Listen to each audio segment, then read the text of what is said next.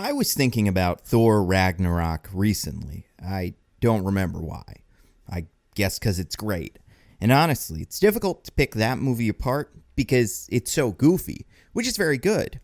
And it could have been even goofier. There was a deleted scene where Thor and Hulk just casually have a conversation while there is a video of the Grandmaster lovingly caressing a tentacle. And they cut it out, which I get, it ruined the pacing, but still, if we can get 10 hours of Zemo dancing, I want the full tentacle cut. Anyway, I realized that I did have one question immediately after seeing Ragnarok that I never really got an answer to. Thor Ragnarok has so many awesome characters. A reinvented Thor, Loki, Hela, Valkyrie, the Grandmaster, Korg, Meek, Hulk, Banner, Doctor Strange, Odin, Loki Odin, Searcher, Matt Damon.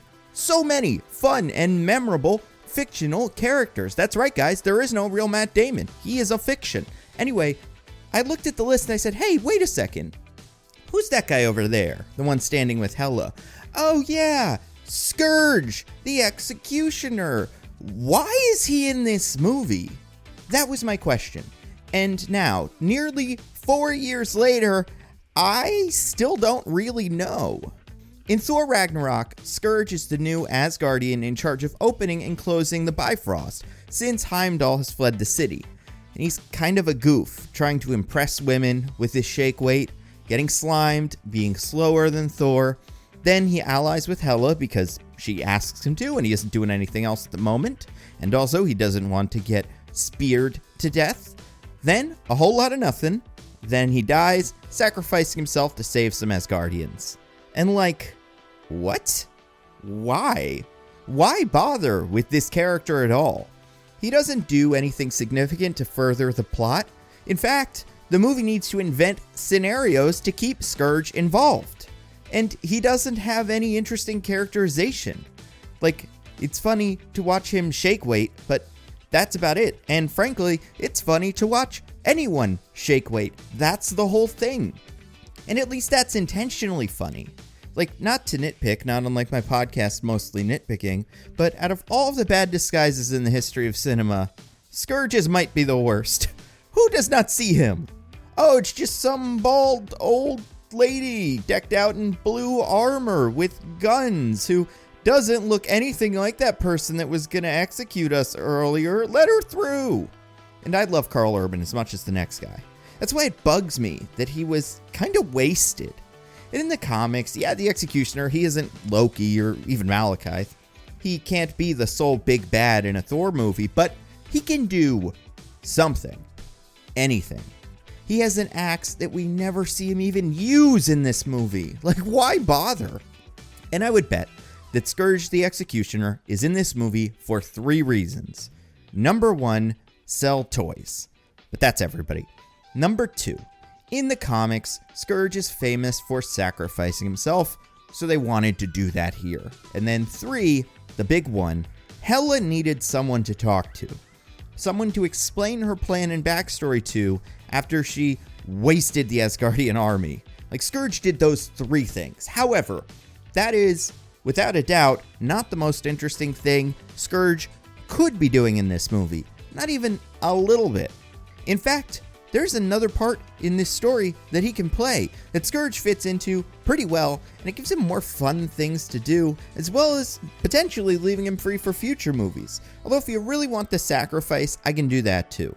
But here's the change. Skurge should not be Hela's executioner. He should be his.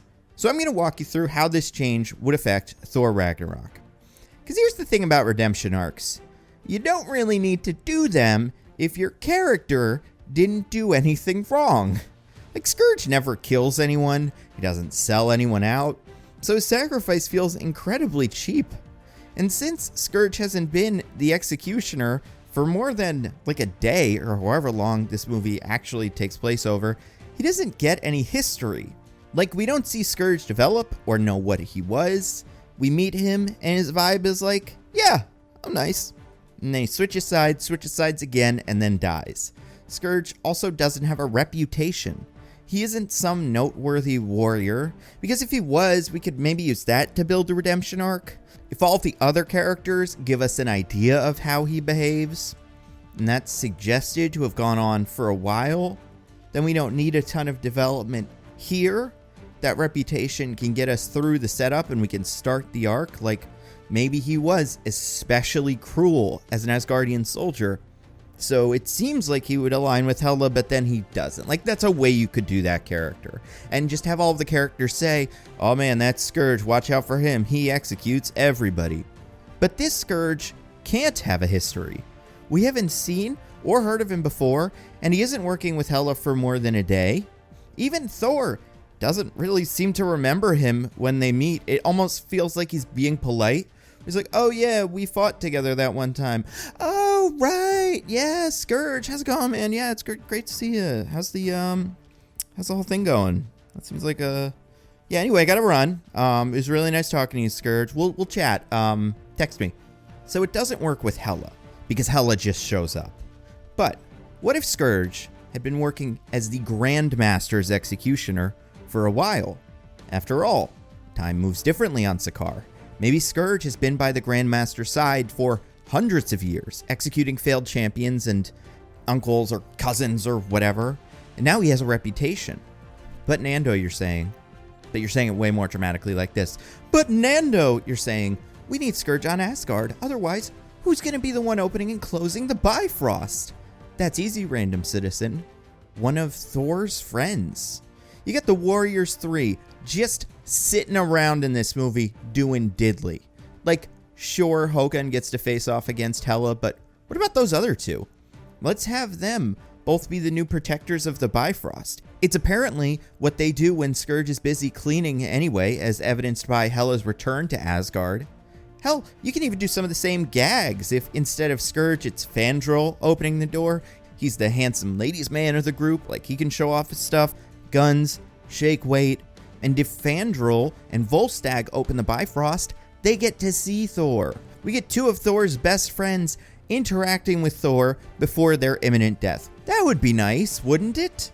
So then, what is Skurge's deal in this new version of the movie? Why is Skurge working with the Grand Master? Well, here's the story I want to work with. Skurge is usually a half giant, by the way, which I think is fun here. So, oh yeah, he should be way bigger. Like Namek from Man of Steel. So what if it looks weird? They did it for Eitri. But what impact will Skurge have on the plot? How does this change play out? And why does it make the movie more thematically satisfying? First of all, have Skurge take the place of Topaz, maybe. Or maybe they're both there. I don't really care. But he's the Grandmaster's right-hand man. Carries around his big axe and forces the Grandmaster's will. And yeah, it's a shame that we won't have Hela just explaining the whole backstory of Asgard to Skurge if he's not around her. But that does bring up a very interesting question. Isn't it weird that in this movie about how Asgard used to be this evil empire, we never meet anyone who was affected by the empire? Everyone is at the very top. Closest we get is Valkyrie, but all we know is that she was part of the army at one point. And hey, that colonialism, it's a pretty interesting theme and should cause Thor a lot of internal strife, right? The civilization that he was destined to rule over used to be a tyrannical empire. Every nice thing Thor has ever had was created as the direct result of suffering. That's very interesting. But, Thor never learns that. Not until the very end of the movie. Hela approaches Thor and she says, hey, Asgard did a bunch of evil stuff. Where do you think that gold came from? Isn't that interesting? And Thor says, kind of. And then they fight and it never comes up again. That explanation that Hela gives Skurge about Asgard's messed up history, no one ever tells that to Thor. We know, Skurge knows, but that's about it. Remember, in Thor's introduction to Hela, Thor learns that Hela is his sister and she's evil and she wants to be queen. He doesn't know why she's evil or what she's done. Thor never even learns that his father is responsible for fostering Hela's violent ambitions. Odin just says that Hela grew more dangerous and he couldn't control her. But he doesn't say, even though I started her on that path, which is the very important information that we need. So, as far as Thor is concerned, Hela's just an evil secret sister who wants to take over the world. But Thor never finds out why, and thus he never really learns the important and interesting lesson of the movie. It's legitimately wild. And I think this really is the biggest issue with Thor Ragnarok. The Asgard and Sakaar plots are so disconnected that the themes of one never really get a chance to continue into the other. And at the end of the movie, Thor just shows up in Asgard with about enough time to do the big battle, and does it. Not really having learned all that much besides that he is more powerful than he thought, and he doesn't really need the hammer to make lightning. So we need a character who can bridge those two stories. Someone who has a connection to Hela's Asgard and Sakaar. And yes, this could be Valkyrie, but I don't think her character fits that bill because she's a little too good to be complicit in that system. As far as we know, she wasn't even there for Hela's original reign of terror. Valkyrie only stopped Hela from escaping later during one of Hela's many escape attempts. And I like the role that Valkyrie already serves as a soldier suffering from PTSD after her entire team died in battle. That is interesting. And her cynicism is a valuable tool in telling this story. Thor inspires Valkyrie to rejoin the fight. So I don't want to mess with that character that already works. So who can this bridge character be? Well, he would be Skurge. And here's how I would rewrite Skurge's role in the movie.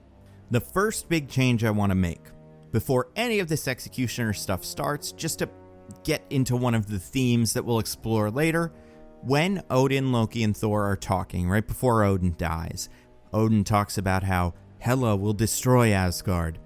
Thor says, I can save Asgard. And Odin says, Asgard isn't worth saving. And before he says anything else, Odin changes the subject. Everything else goes the same until we get to Sakaar. So first time we meet him is when Thor meets the Grand Master. He also meets Skurge. We can even see Skurge perform an execution on that cousin, because we need to get the sense that this guy is the Executioner. And Skurge gives Thor a look when Thor says he's from Asgard. Skurge is a little confused, but we don't get much more there. Also, we should absolutely see Skurge use the axe to lop someone's head off, at least once. And he bugs the Grand Master for a gun. Everyone else has guns. Why can't I have one? Well, because you're my executioner. I could do that job with a gun. But then you lose the pizzazz. Anyone can use a gun. But you wield an axe. It's capable of splitting an atom in two. That's very special. You should be proud of it. Embrace the axe. Okay, Grand Master. I mean, literally, embrace it. Give it a kiss. And the Executioner kisses the axe. Everyone thinks it's weird. So, Skurge is doing his thing at the Grand Master's side. And while this is going on, Hela is destroying Asgard. We don't need a character for her to talk to. We see what she's doing, breaking the ceiling to reveal the original painting, destroying the treasure room to free the soldiers in Fenrir. It's all pretty self-explanatory. And we don't need a full rundown of her history yet or the history of Asgard. Since we are going to learn this information along with Thor, we just get some hints here that something about Hela is even more sinister than we thought.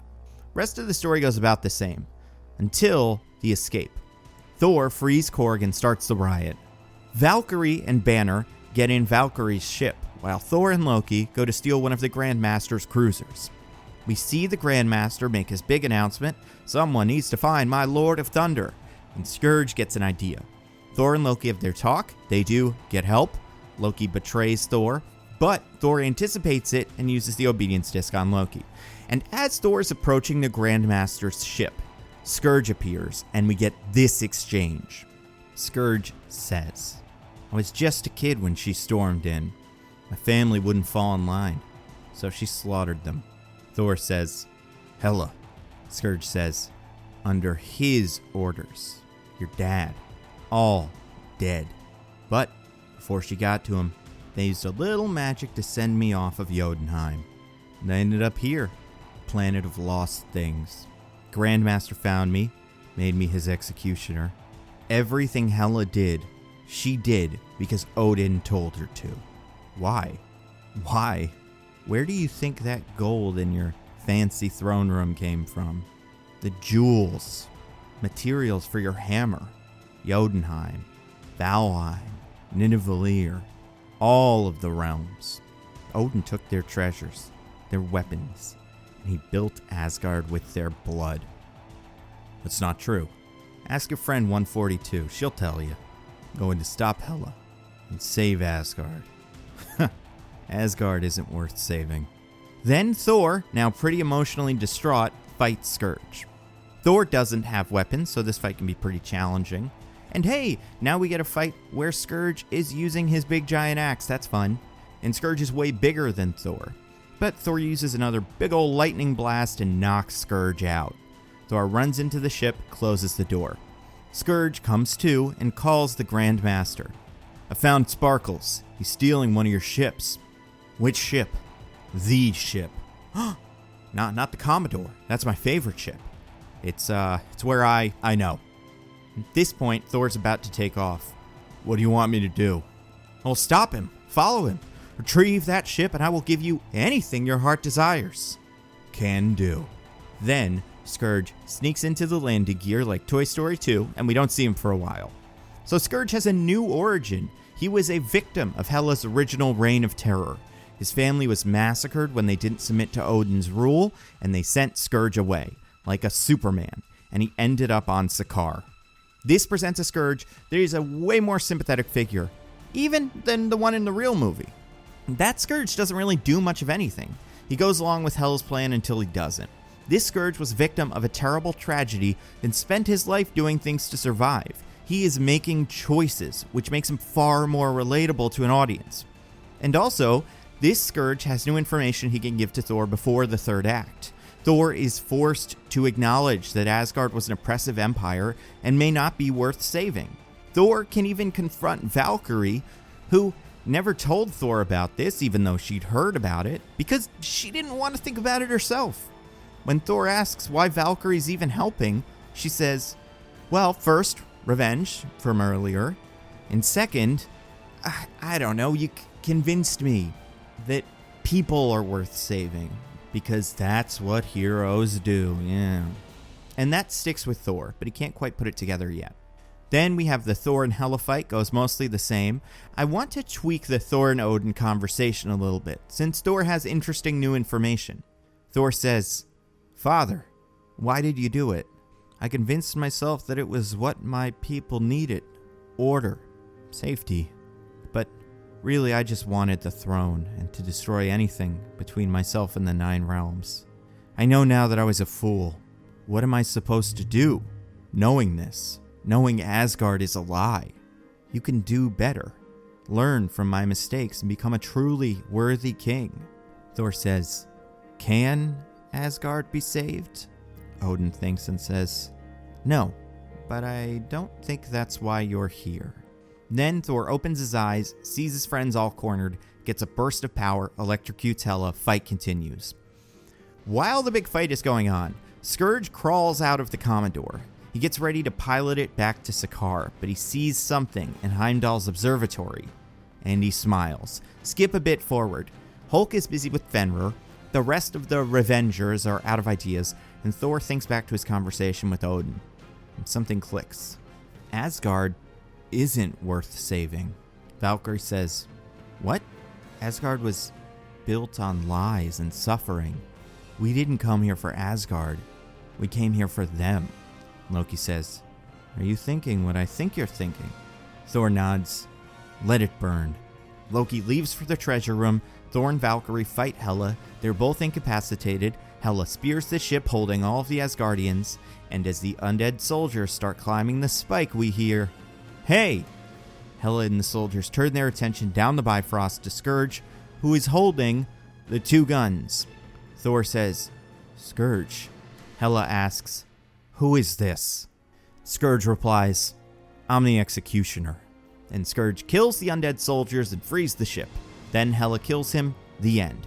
It's a true redemption moment because this Skurge actually did bad things, but we know why. And now this Skurge dies a free man doing what he loved, shooting guns. In conclusion, Ragnarok was a lot of fun, but Skurge needed more to do.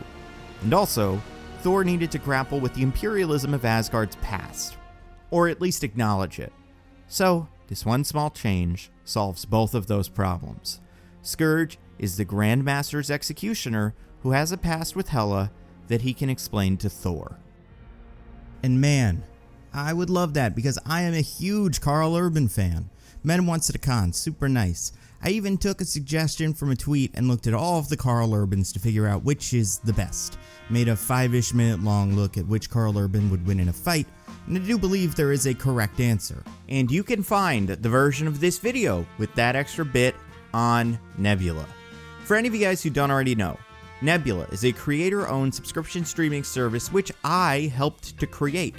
And we partnered with this video sponsor, CuriosityStream, for a bundle that gets you a year of CuriosityStream's high-quality documentaries about science and history, and like this one called The World of Bridges.